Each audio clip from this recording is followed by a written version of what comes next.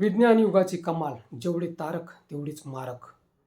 सध्या विज्ञान युग चालू आहे. लोक चंद्रावर वस्ती करण्याचा प्रयत्न करत आहेत. त्यात अशक्य काहीच नाही.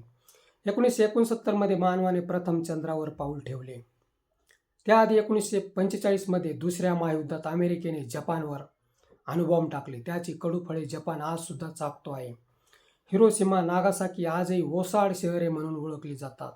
रोगराई आणि नापीक अवस्थेत ही शहरे सध्या आलेला दिवस घालवत आहेत. विज्ञानामुळे एवढी क्रांती झाली की माणूस हवेत तरंगत जगभर भ्रमण करू लागला. पण जेव्हा अपघात झाले तेव्हा मात्र मानवाच्या हातात काहीच उरले नाही. पंचमहाभूतांवर कधीच कब्जा करता आला नाही. मानवासाठी पंचमहाभूते तारकच आहेत. सध्या इराण व इस्रायल, अमेरिका हिरेला पेटले आहेत. आपला कंड शमविण्यासाठी त्यांनी जगाला वेठीस धरले आहे.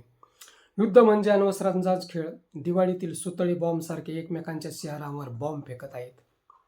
शहरे व घरे निर्माण करण्यासाठी सालोसाल लागले, पण एका क्षणात त्यांचा विध्वंस होताना जगाने पाहिले. तेहरान आणि तेल अवीव या राजधानींच्या शहरांत फक्त आणि फक्त भग्नावशेषच शिल्लक आहेत.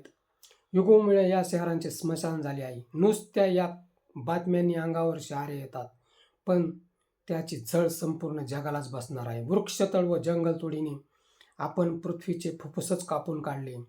त्यामुळे कार्बन व ॲसिड सारख्या विनाशकारी पदार्थांचा स्रोत शोषून घेण्याची प्रक्रिया गमावली गेली. ती वातावरणात जशीच्या तशी उपलब्ध राहून अवकाळी पावसासारख्या संकटात आम्लधारी पाऊस म्हणून कोसळताना दिसतो. हे भयंकर वास्तव युद्धात न उतरलेल्या अनेक राष्ट्रांना भोगावे लागेल.